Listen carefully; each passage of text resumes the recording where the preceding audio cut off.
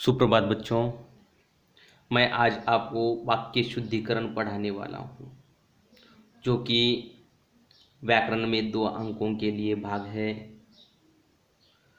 वाक्य शुद्धिकरण किस प्रकार करते हैं और जो गलतियाँ होती है उसको सुधार करना, यानी कि शुद्ध करना। अब भाषा में शुद्ध लेखन को अन्य साधारण महत्व है। शुद्ध लेखन भाषा का अलंकार है। शुद्ध लेखन नहीं तो भाषा एक वीरान जंगल की तरह लगती है। इस कारण भाषा में शुद्ध लेखन को अन्य साधारण महत्व प्राप्त हुआ है। शुद्ध लेखन में मात्राओं को सही तरीके से न लिखने पर अर्थ में अंतर बढ़ जाता है, इसलिए शुद्ध लेखन महत्वपूर्ण है। अशुद्ध लेखन लिंग वचन, क्रिया वचन और क्रिया विशेषण, विभक्तियों, गलत शब्दों का प्रयोग, वाक्य में सही शब्दों का क्रम न होना आदि से होता है। देखो, वाक्य शुद्धिकरण की यानी कि भाषा शुद्ध बोलने के लिए, पढ़ने के लिए तो महत्वपूर्ण क्या है? भाषा शुद्ध होना महत्वपूर्ण है। उदाहरण के तौर पर कहा जाए तो आपने वर्तमान काल में वाक्य लिखा है और आपको भूतकाल में वाक्य लिखना है, पूर्ण भूतकाल में, तो अर्थ बदल जाएगा क्या? अर्थ बदल जाएगा। इसी कारण शुद्ध लेखन जो है महत्वपूर्ण है। अब एक आधी बार ऐसा होता है कि शुद्ध लेखन अच्छा न होने की वजह से कई प्रकार की समस्याएं आ सकती है। अब यहाँ पर आपको पोर्शन दिया गया है 2 अंकों के लिए वाक्य शुद्धिकरण। मैंने आपको 11वीं में भी पढ़ाया है ये पोर्शन। अब अशुद्ध वाक्य और शुद्ध वाक्य है ना। उदाहरण के तौर पर लेते हैं वाक्य, रामू चोर नहीं देवता थी। देखो, देवता थी। रामू क्या है? पुल्लिंगी शब्द है ना, या पुरुष है वह। अब यहां पर थी दिया है, यानी क्या है? थी स्त्रीलिंगी है ना, भूतकाल का है। ये बात सही है, लेकिन क्या है? रामू चोर नहीं देवता थी, ऐसा वाक्य होगा क्या? नहीं, रामू चोर नहीं देवता था, है ना। रामू चोर नहीं देवता था। दूसरा वाक्य, सुरेश ने नया पोशाक पहनी है। सुरेश कौन है? पुरुष है। पहनी क्या है? स्त्रीलिंगी शब्द है। अब देखो, वाक्य शुद्धिकरण में किस प्रकार होगा? सुरेश ने नया पोशाक पहना है। उसे गए 10 मिनट हुई है। क्या होगा? हुए है। देखो, लिंग के 2 प्रकार पुल्लिंग और स्त्रीलिंग है। पुल्लिंग शब्द पुरुष जाति का और स्त्रीलिंगी शब्द स्त्रीलिंगी जाति का बोध दर्शाता है। लिंगों का सही ज्ञान न होने के कारण वाक्यों में शुद्धता क्या है? आती नहीं है। अब या अशुद्धता आ जाती है। अब मैंने मित्र को तार की, मैंने मित्र को तार किया है ना, या किया। मैंने उसे 500 की नोट दी है ना, क्या है? मैंने उसे 500 का नोट दिया है। देखो, इस प्रकार के बदलाव हो सकते हैं। वचन संबंधी गलतियां, एक वचन और अनेक वचन। कई बार छात्र वचन में भी गलतियां करते हैं। वचन कितने हैं? 2। कौन कौन से? एक वचन और अनेक वचन, अशुद्ध वाक्य, शुद्ध वाक्य। देखो, राजमहल में बहुत से राजे पहुंचे। देखो, राजमहल में बहुत से राजा पहुंचे, है ना? राजा पहुंचे। मैंने पैसा दिए, मैंने पैसे दिए, है ना? मैंने, पैसा होता है क्या? नहीं, पैसे, अनेक वचन। सभा में कई नेता हाजिर थे। देखो, सभा में कई नेता हाजिर थे। देखो, वह छोटा लड़का खेल रहा है। वह छोटा लड़का खेल रहा है। वे छोटे लड़के खेल रहे हैं, है ना? वह छोटा लड़का खेल रहा है, ऐसा हुआ क्या? नहीं, वे छोटे लड़के खेल रहे हैं। सभा में कई नेता आए थे, है ना? क्रिया के प्रयोग में गलतियां। क्रिया का रूप हमेशा कर्ता पर आधारित होता है। कर्ता अगर एक वचन में होता है तो क्रियापद भी एक वचन में होता है। लड़कियां गीत गाएगी। क्या है? लड़कियां गीत गाएगी। ए किस प्रकार का है? देखो, लड़का पढ़ रहे हैं, लड़का पढ़ रहा है ना? लड़के पढ़ रहे हैं, इस प्रकार होता तो क्या है? सही है। लेकिन यहां पर क्या है? लड़का अकेला है ना? लड़के पढ़ रहे हैं, है ना? का की जगह पर के होता तो क्या होता? ये वाक्य सही होता। लड़कों ने किताब पढ़ी, लड़कों ने किताबें पढ़ी।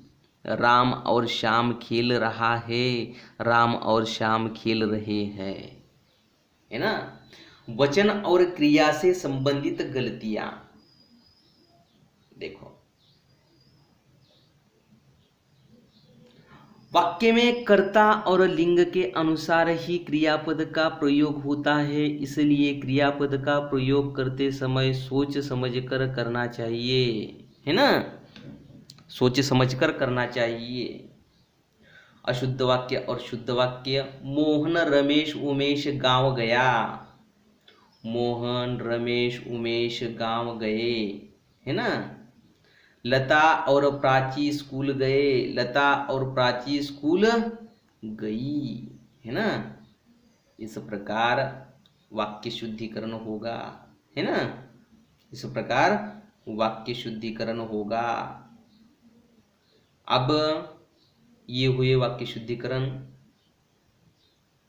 अब अलग प्रकार के कई वाक्य शुद्धिकरण है, देखिए। ऐसे कैसे? हाँ, इस प्रकार है। गलत शब्दों का प्रयोग एक आधी बार ऐसा भी होता है, एक आधी बार वाक्य में सही शब्द का क्रम न होना ऐसा भी होता है। ऐसे कई उदाहरण हो सकते हैं। ये देखिए, आपके सामने पेज नंबर 4 पर निम्नलिखित वाक्य शुद्ध करके फिर से लिखिए, है ना? निम्नलिखित वाक्य शुद्ध करके फिर से लिखिए, ऐसी सूचना दी है। अब ऐसे वाक्यों को किस प्रकार लिखना है ये हमें बखूबी आता है। उदाहरण के तौर पर देखिए कितनी छोटी छोटी गलतियां होती है हमारी। अतिथि आए हैं, अतिथि आए हैं, कहाँ पर आए हैं, कुछ लेन देन नहीं। लेकिन अतिथि आए हैं, घर में सामान नहीं है, वाक्य तो सही लगता है, लेकिन गलत कहाँ है और किस प्रकार है, यह हमें ध्यान देना है ना। वाक्य किस प्रकार देखिए, बार बार वही कह रहा हूं, अतिथि आए हैं, है ना।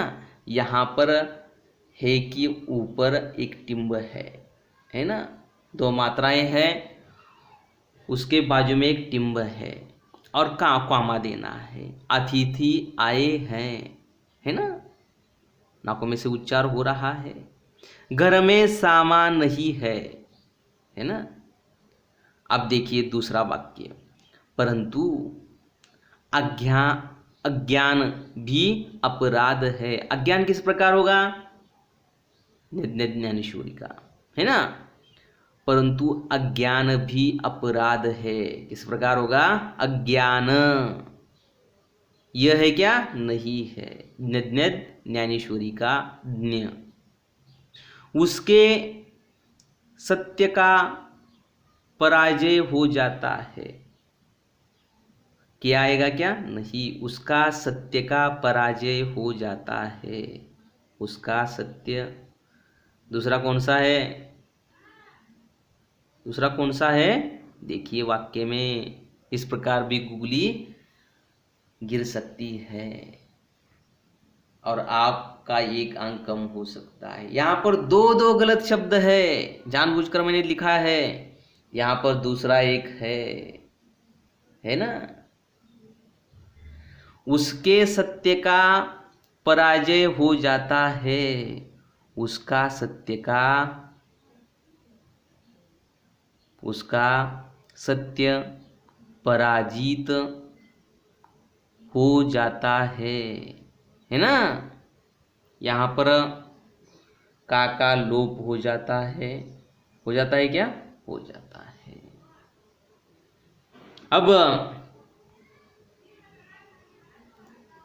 चौथा वाक्य, चौथा वाक्य किस प्रकार है देखो, प्रेरणा और ताकत बनकर परस्पर विकास से सहभागी बने। प्रेरणा और ताकत, द की जगह पर क्या आएगा, ताकत, है ना, ताकत बनकर परस्पर विकास में सहभागी बने। पांचवा वाक्य, दिलीप अपने माँ बाप की इकलौती संतान है। माँ बाप की होती है क्या, नहीं, माता पिता की इकलौती संतान है। दिलीप अपने माता पिता की इकलौती संतान था, है ना। देखो दिलीप अपने माता पिता की इकलौती संतान था, है ना।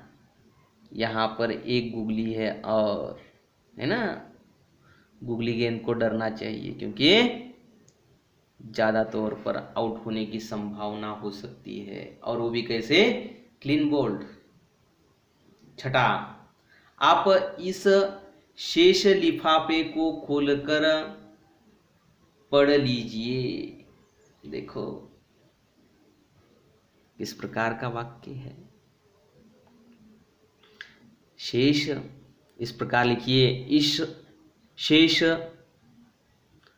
आप इस लिफाफे को खोलकर पढ़ लीजिए, है ना। सातवां, उसमें फूल बिछा दे। फूल किस प्रकार का है, दीर्घ फू, मात्रा किस प्रकार देना है, फू की जगह पर दीर्घ मात्रा देनी चाहिए, है ना। अब कहाँ खो गए हैं आप, है कि वो ऊपर क्या है, और एक टिम्ब है ना। एक मैं सफल सूत्र संचालक के रूप में प्रसिद्ध हो गया। देखो किस प्रकार होगा, मैं एक सफल सूत्र संचालक के रूप में प्रसिद्ध हो गया, इस प्रकार होगा।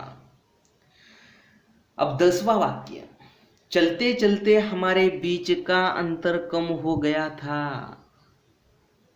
इस प्रकार होगा क्या, नहीं, कतई ऐसा नहीं हो सकता है वाक्य। तो हमारे बीच का अंतर चलते चलते कम हो गया था, है ना। हमारे बीच का अंतर चलते चलते कम हो गया था, इस प्रकार होगा। और यहाँ पर ये वाक्य शुद्धिकरण का भाग जो है समाप्त हो जाता है। आप ऐसे कई वाक्य तैयार करके उसको शुद्ध करके लिख सकते हैं। अब 11वीं की किताब में हो, पुरानी किताब में हो, वाक्य शुद्धिकरण का भाग कहीं पर भी आपके सामने होता है, और इसको ज़्यादा वक्त देने की आवश्यकता है क्या, नहीं है, क्योंकि सुलभ भाग है। और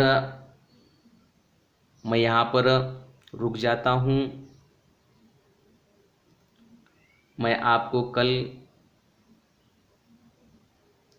पद्य पढ़ाने वाला हूँ, और यहाँ पर रुक जाते हैं। धन्यवाद बच्चों।